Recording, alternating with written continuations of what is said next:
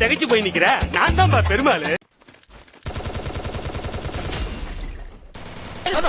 நீ எப்படி இங்க வந்த? முதல் குத்துல நான் வெளியே வந்தேன். வாமா மின்னல்.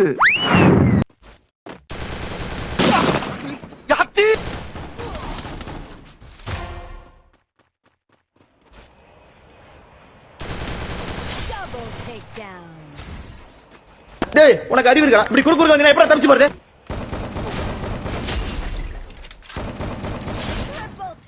சரி ரெண்டு பேரும் சண்டை போடாதீங்கயா.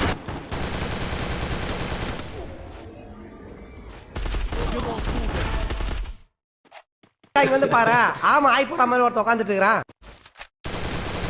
அட பாவிகளா ஐயோ.